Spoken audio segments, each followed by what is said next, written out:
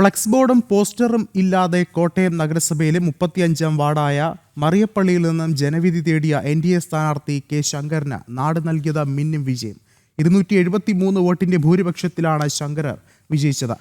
Flux ബോർഡിനും ചിലവഴിക്കേണ്ട തുക ജീവകാരുണ്യ പ്രവർത്തനങ്ങൾക്ക് നൽകാനാണ് ശങ്കറിന്റെ തീരുമാനം. അരുൺ കൊടുങ്ങൂർ തയ്യാറാക്കിയ റിപ്പോർട്ടിലേക്ക്.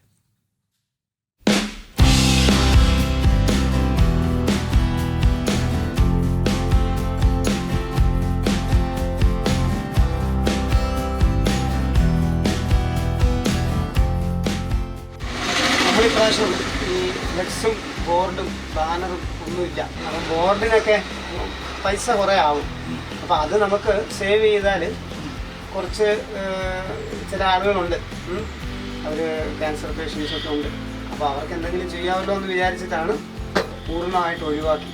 ജനാധിപത്യ സംവിധാനത്തിൽ ജനകീയരായിട്ടുള്ള ആളുകൾ ഉണ്ടായി വരണം. കൂടുതൽ ജനങ്ങളുടെ കാര്യങ്ങൾ ചെയ്യാൻ മനസ്സുള്ള, അതൊരു ദൈവകാര്യം പോലെ ഈശ്വരകാര്യം പോലെ ചെയ്യുന്നവരുണ്ടായി വരണം. അപ്പം അതിനൊരു പ്രേരണയാണ് ഇത്തരം കാര്യങ്ങൾ ചെയ്യുമ്പോൾ.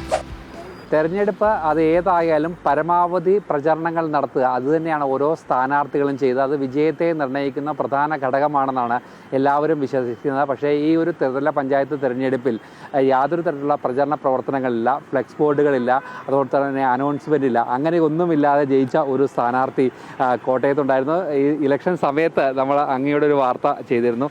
അന്ന് അങ്ങ് പറഞ്ഞൊരു വാക്കുണ്ട്, എല്ലാം ജനങ്ങൾക്ക് വിട്ടുകൊടുത്തിരിക്കുകയാണ്, അവർക്ക് എന്നെ അറിയാം, എൻ്റെ വികസന പ്രവർത്തനങ്ങൾ അറിയാം. അത് തന്നെ സത്യമായില്ലേ? തീർച്ചയായിട്ടും. മറിയപ്പള്ളിയെ സംബന്ധിച്ച് എനിക്ക് വളരെ അധികം വിശ്വാസമുള്ള ഒരു നാടാണ്. നമ്മുടെ പ്രവർത്തനങ്ങൾ, കഴിഞ്ഞ കാലങ്ങളിൽ ഉണ്ടായിട്ടുള്ള പ്രവർത്തനങ്ങളിലുള്ള വിശ്വാസം, ആ പ്രവർത്തനങ്ങളോട് ജനങ്ങൾ നല്ല രീതിയിൽ പ്രതികരിക്കും എന്ന പൂർണ്ണമായിട്ടുള്ള ദൃഢമായിട്ടുള്ള വിശ്വാസം, അതാണ് ഇത്തരത്തിലൊരു തീരുമാനം എടുക്കാനായിട്ട് കാണിച്ചത്. ആദ്യമൊക്കെ പ്രവർത്തകർക്കൊരു ചെറിയ ആശങ്ക ഉണ്ടായിരുന്നെങ്കിലും മുന്നോട്ട് പോകുന്ന സമയത്ത് കൂടുതൽ ഇത് തന്നെയാണ് ചെയ്യേണ്ടിയിരുന്നത് എന്നുള്ള നല്ല ബോധ്യം അവർക്കുമുണ്ടായി. വലിയ മാതൃകാപരമായിട്ട് ജനങ്ങളുടെ ഇടയിൽ പ്രവർത്തിക്കുമ്പോൾ ജനങ്ങളുടെ വിശ്വാസം ആർജിച്ചാൽ തീർച്ചയായും ഇത്തരത്തിലുള്ള പ്രചരണം, ഒരു ആർഭാടത്തോട് കൂടിയിട്ടുള്ള പ്രചരണം പ്രത്യേകിച്ച് പ്രാദേശിക തെരഞ്ഞെടുപ്പുകളിൽ ആവശ്യമില്ല എന്ന് തന്നെയാണ് കണക്കാക്കുന്നത്. ഇപ്പം അതൊരു നേരത്തെ പറഞ്ഞ പോലെ തന്നെ പ്രവർത്തകർക്ക് ഒരു ആത്മവിശ്വാസക്കുറവ് തുടക്കത്തിൽ, കാരണം എല്ലായിടത്തും അങ്ങനെ വലിയ പ്രചരണ പ്രവർത്തനങ്ങൾ നടക്കുന്നു. ആ ഒരു സമയത്ത് മനസ്സിലുണ്ടായ ഒരു എന്തായിരുന്നു ഒരു പ്രധാനപ്പെട്ട ഒരു വിശ്വാസം എന്തായിരുന്നു?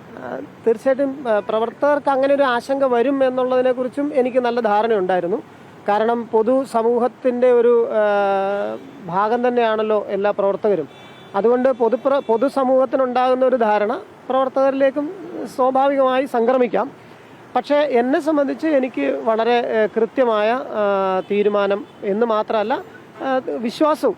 കാരണം ഞാൻ കൂടുതലായിട്ട് ഇപ്പം നമ്മൾ പ്രവർത്തകർ ഒരുപക്ഷെ സമൂഹത്തിൻ്റെ ഇടയിൽ ഇറങ്ങി നിന്ന് പ്രവർത്തിക്കുന്നതിനേക്കാൾ ഒരു പൊതുപ്രവർത്തകൻ എന്നുള്ള നിലയ്ക്ക് കൂടുതലായിട്ട് നമുക്ക് ഓരോരുത്തരുടെയും മനസ്സ്, ഹൃദയം അറിയാവുന്നതുകൊണ്ട് എനിക്ക് പൂർണ്ണ വിശ്വാസമായിരുന്നു ആ കാര്യത്തിൽ.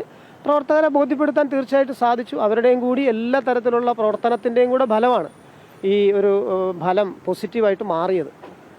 ഇനിയിപ്പം വലിയൊരു ഉത്തരവാദിത്വം കൂടിയാണ് ലഭിച്ചിരിക്കുന്നത്. മുന്നോട്ടുള്ള ഒരു പ്രവർത്തനങ്ങൾ അതെങ്ങനെയാണ്? തീർച്ചയായിട്ടും നാടിൻ്റെ, ആ വാർഡിൻ്റെ വികസന പ്രവർത്തനം, ഒപ്പം ആ പ്രദേശം മുഴുവൻ എല്ലാ വാർഡുകളിലേക്കും ഇത്തരം മാതൃകാപരമായ പ്രവർത്തനങ്ങൾ കൊണ്ടെത്തിക്കാനുള്ളൊരു ബാധ്യത ഭാരതീയ ജനതാ പാർട്ടിയുടെ പ്രവർത്തകൻ എന്നുള്ള നിലയ്ക്ക് എനിക്കുണ്ട്. അതിന് നേതൃത്വം നൽകുവാൻ തീർച്ചയായും ഞാൻ സന്നദ്ധനാണ്. അത്തരത്തിൽ ഈ മുനിസിപ്പാലിറ്റി കൂടുതൽ ഭാരതീയ ജനതാ പാർട്ടിയുടെയും ഒപ്പം തന്നെ ദേശീയമായ ധാരയിലേക്ക് കൊണ്ടുവരിക എന്നുള്ളത് തീർച്ചയായും ഞാൻ നടത്തും. ഭാരിച്ച ഒരു ചിലവാണ് ഒഴിവാക്കി ആ ഒരു പ്രചരണത്തിലേക്ക് ആ പണം എന്ത് ചെയ്യാനാണ് ഉദ്ദേശിക്കുന്നത്? തീർച്ചയായിട്ടും ഒരു വലിയ ഭാരിച്ച ചിലവാണ് ഒഴിവാക്കാൻ സാധിച്ചത്. അത് നമ്മുടെ നാട്ടിൽ തന്നെയുള്ള ജീവകാരുണ്യ പ്രവർത്തനം, പ്രത്യേകിച്ച് ക്യാൻസർ ബാധിതരായിട്ടുള്ള കുറച്ച് ആളുകളുണ്ട്. അവരുടെ കുടുംബജീവിതം വളരെ ബുദ്ധിമുട്ടിലാണ്. ഒപ്പം തന്നെ അവരുടെ ചികിത്സാ സൗകര്യങ്ങൾ വളരെ ബുദ്ധിമുട്ടിലാണ്. അവർക്കത് നൽകണം എന്നാണ് ആഗ്രഹിക്കുന്നത്. തീർച്ചയായും അത് തന്നെ വീണ്ടും ഒരു മാതൃക കൂടി വെച്ചുകൊണ്ട് മുന്നോട്ട് പോവുകയാണ്. എന്തായാലും പ്രചരണ പ്രവർത്തനങ്ങൾ ഒന്നുമില്ലാതെ അത് തെരഞ്ഞെടുപ്പിനെ നേരിടുക, ആ ഒരു വാർഡിൽ വലിയ രീതിയിലുള്ള വിജയം നൽകുക, എന്തായാലും അനുകരണീയ ഒരു മാതൃക തന്നെയാണ് കോട്ടയത്തു നിന്ന് നമുക്ക് പകർന്നു നൽകുന്നത്. ക്യാമറമാൻ വിവേകിനൊപ്പം അരുൺ കൊടുങ്ങൂർ, ജനം, കോട്ടയം.